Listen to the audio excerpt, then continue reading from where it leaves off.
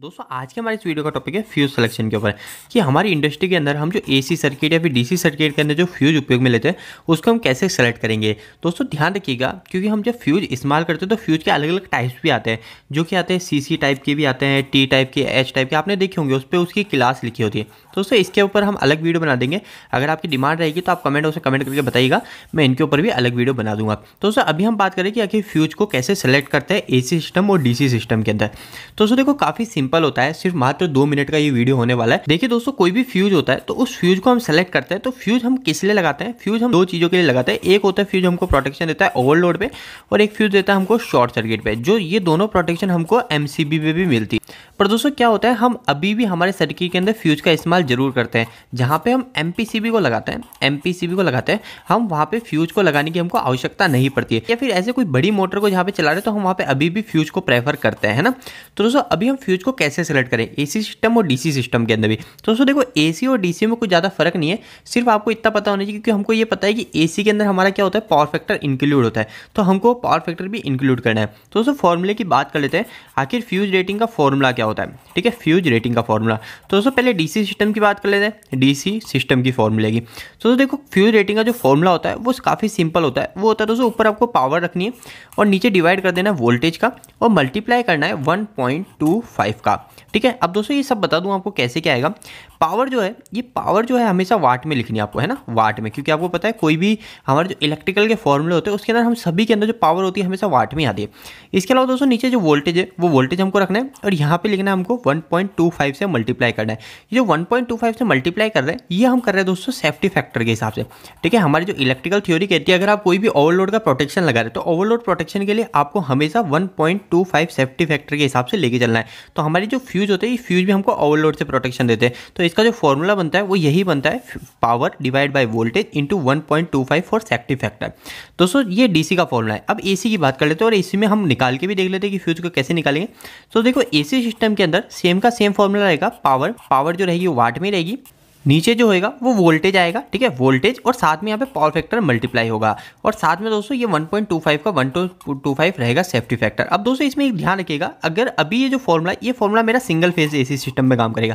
क्यों करेगा? क्योंकि मैंने आपको ऑलरेडी बहुत बार बता रखा है कि जो सिंगल फेज एसी सिस्टम होते हैं उसके अंदर हम ओनली फॉर वोल्टेज ही लेते हैं, जबकि जहाँ पे भी हम 3 फेज के अंदर बात कर रहे होते हैं, 3 फेज एसी सिस्टम की बात कर रहे होते हैं, तो जितने भी इलेक्ट्रिकल के फॉर्मूले, अगर आपको ये नहीं पता है तो आज आप वापस से सुन लीजिए कि जितने भी इलेक्ट्रिकल के फॉर्मूले है उसके अंदर अगर आप 3 फेज की बात कर रहे हैं तो आपको हमेशा वोल्टेज के साथ में एक चीज मल्टीप्लाई करनी है, वो है √3।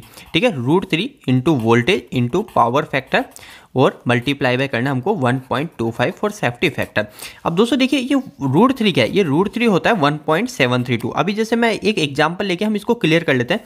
जैसे हमारे पास कोई 1 किलोवाट की मोटर है ना, 1 किलोवाट की मोटर है, तो 1 किलोवाट मोटर के लिए मैं कितने का फ्यूज लगाऊं? तो 1 किलोवाट की मोटर के लिए सबसे पहले मेरे को जो रेटिंग लिखनी है, यहाँ पे पावर जो रखनी है वो हमेशा वाट में रखनी है। तो किलोवाट से वाट में कैसे कन्वर्ट करूंगा? काफी सिंपल है, 1000 से मल्टीप्लाई कर दूंगा, है ना, 1000 से मल्टीप्लाई कर दूंगा। और दोस्तों ध्यान रखिएगा अगर आपके पास में एचपी है तो एचपी से आप वाट में कैसे कन्वर्ट करोगे? तो एचपी में आप मल्टीप्लाई कर लोगे 746 का और आपको जो आंसर आएगा वो आएगा वाट। ठीक है, तो दोस्तों अभी तो हमारे पास किलोवाट है तो 1 किलोवाट इंटू 1000, तो ये आ गया हमारा 1000, ये 1000 वाट हो गए। नीचे जो है √3 का मतलब हो गया 1.732, वो साथ में हो गया दोस्तों वोल्टेज, तो वोल्टेज में मान लेता हूँ 415। और ये पावर फैक्टर जो है, पावर फैक्टर आपकी कंपनी का जरूर देखिए, पावर फैक्टर हो गया 0.8। अगर हम डीसी सिस्टम की बात करेंगे तो वहाँ पे हम पावर फैक्टर इंक्लूड नहीं करेंगे क्योंकि डीसी के अंदर पावर फैक्टर नहीं होता है, क्योंकि उसके अंदर फ्रीक्वेंसी नहीं होती है।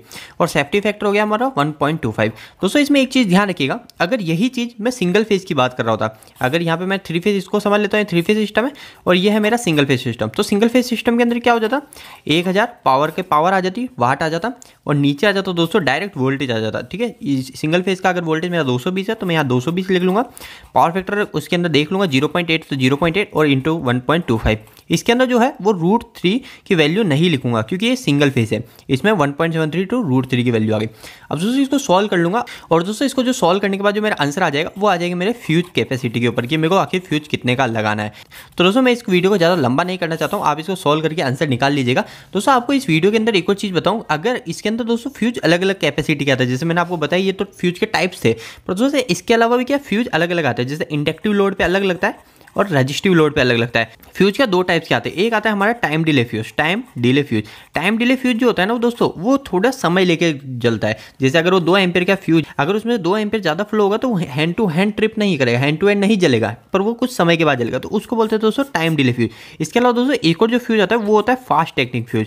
फास्ट एक्टिंग फ्यूज दोस्तों, ये जो फास्ट एक्टिंग फ्यूज होता है ये काफ़ी परफेक्ट होते हैं, और ये कहाँ पे उपयोग लगता है, जहाँ पे हमको बिल्कुल भी जर्क नहीं चाहिए, जहाँ पे हमको बिल्कुल अच्छे सावधानी चाहिए ना, जहाँ पे हमको ऐसे प्रोडक्ट है हमारे पास जो हमारे थोड़ा भी करंट ऊपर नीचे हुआ और हमारा प्रोडक्ट खराब हो सकता है, तो वहाँ पे हम जो फ्यूज उपयोग में लेते हैं वो लेते हैं फास्ट एक्टिंग फ्यूज, जो 1 सेकंड, जैसे 2 एम्पियर है तो 2.1 एम्पियर जाएगा और वो इंस्टेंट हमारा फ्यूज जल जाएगा। जबकि टाइम डिले फ्यूज है, इसका इस्तेमाल करते हैं हम इंडक्टिव लोड में। इंडक्टिव लोड का मतलब आपकी जैसे मोटर हो गई, ठीक है, उन सब में हम टाइम डिले फ्यूज का इस्तेमाल करते हैं। दोस्तों इस वीडियो खत्म करने से पहले आपको एक बहुत महत्वपूर्ण सूचना देना चाहता हूं कि हमने एक वेबसाइट स्टार्ट करी है जिसका नाम है www.engineeringdost.com। दोस्तों इस वेबसाइट पे आपको काफी अच्छे हिंदी में इलेक्ट्रिकल और मैकेनिकल से जुड़े आर्टिकल मिलेंगे। ऑलरेडी दोस्तों यहाँ पे 20 से 30 आर्टिकल अपलोड कर रखे हैं जो सारे के सारे हिंदी भाषा में, और दोस्तों इतने ईजी लैंग्वेज में कि यहाँ पे कोई 8वीं 10वीं क्लास का लड़का भी जाके इसको पढ़ता है ना, तो वो भी इलेक्ट्रिकल मैकेनिकल अच्छे से समझ जाएगा। दोस्तों एक बार आप हमारी वेबसाइट जरूर जुड़िए, और आपको वेबसाइट कैसी लगी कमेंट बॉक्स में कमेंट करके जरूर बताइएगा। दोस्तों आपको यह वीडियो कैसा लगा, इस वीडियो को लाइक करके जरूर बताना। अगर आपका कोई भी सवाल इस वीडियो के प्रति या फिर इलेक्ट्रिकल से जुड़ा है तो आप मुझे नीचे कमेंट बॉक्स में कमेंट करके पूछ सकते हैं। इलेक्ट्रिकल वीडियोस अगर आप हिंदी में देखना पसंद करते हैं आज ही हमारे चैनल को सब्सक्राइब कर लीजिए। आज के लिए इतना ही, धन्यवाद।